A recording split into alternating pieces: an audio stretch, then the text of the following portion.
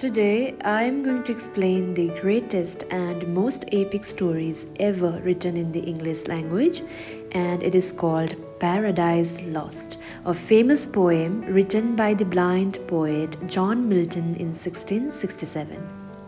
So, our storyteller John Milton begins the poem by asking for divine help to write his massive story.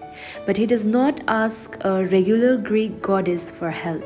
Instead, he asks the Holy Spirit, the exact same Spirit that helped Moses write the Bible. Milton tells us that his story is about man's first disobedience.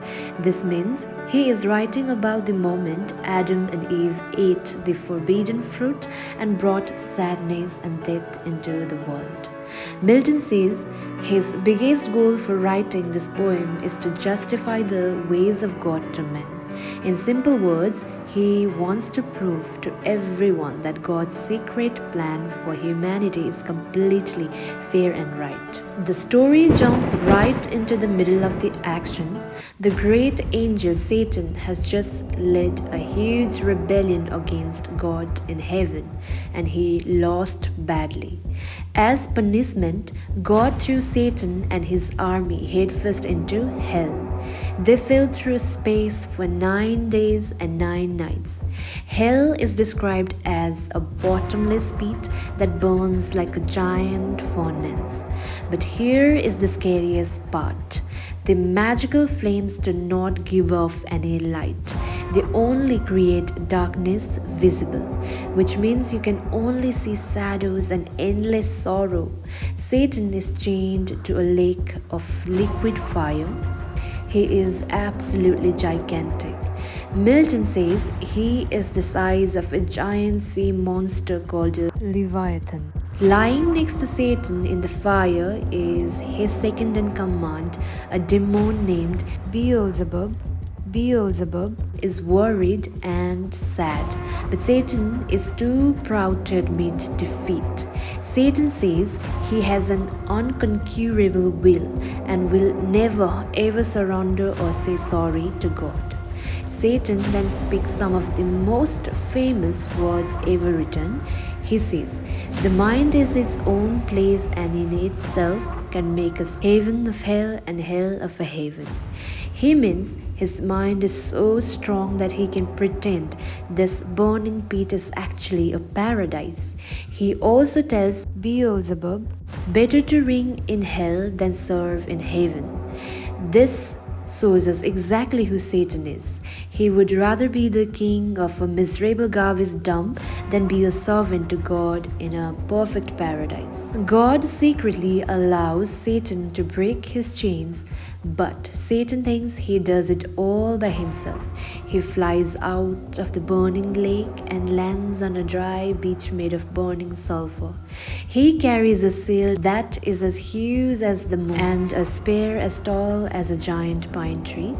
Here Milton even mentions the scientist Galileo looking at the moon through a telescope. Satan looks at his sleeping army, who are floating on the fiery lake like fallen autumn leaves. He calls out to them with a voice so loud it shakes hell, "Awake, arise, or be forever fallen."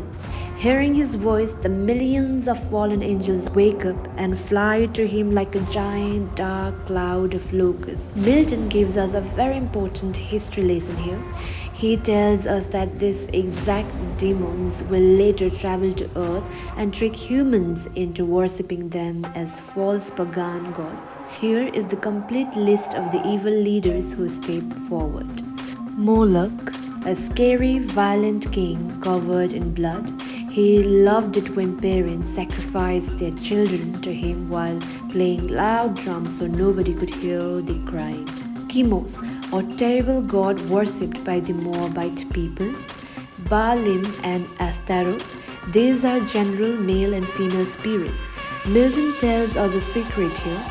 Angels do not have normal bodies, so they can magically change their gender and shape whenever they want. Astaroth, a moon goddess with crescent horns. Tammuz, a love god whose story of being wounded made human girls cry for him every summer.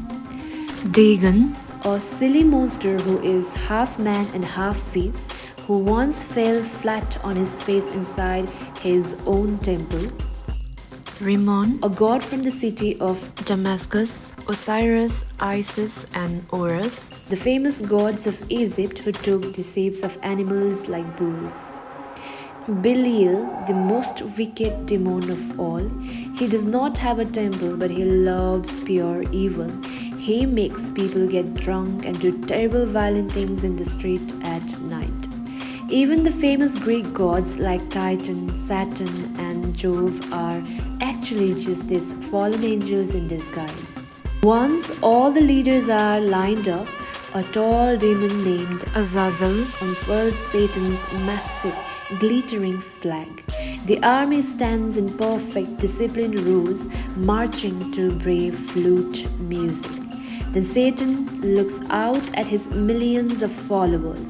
He feels incredibly proud, but suddenly he begins to cry.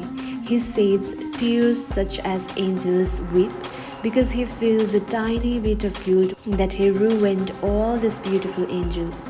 But he quickly wipes his tears and gives a powerful speech. He tells them they cannot fight God directly with weapons anymore.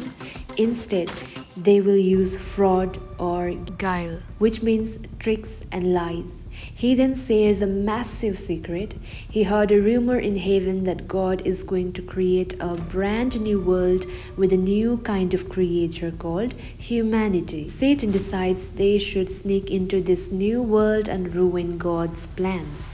The army loves this idea and they clash their fiery swords against their shields to show they are ready for war. To plan this new war, they need a proper meeting place. A very greedy demon named Mammon steps up. Even back in heaven, Mammon only cared about looking down at the golden floors. He leads a crew of demons to dig into a nearby fiery volcano and they mine pure gold and precious minerals out of the dirt. Their master architect is a demon named Mulciber, who used to build the highest towers in heaven. Using magic, fire, and underground pipes, they quickly built a massive, beautiful golden temple right out of the ground. They named this great capital city Pandemonium. Milton invented this word and it literally translates to the place of all demons. At the very end of the book 1, the giant temple is finished. But there is a problem. The millions of normal soldiers look like a giant swarm of bees, and there are too many to fit inside. Suddenly, a miracle happens. To make room, the millions of regular demons magically shrink themselves down to the size of tiny pygmies, dwarfs, and fairies. However, the great demon lords like Satan and his commanders stay their normal, gigantic size. They walk into a secret inner room and sit down on golden seats. The book officially ends right as they sit in silence, ready to begin the great council meeting to plan the destruction of mankind.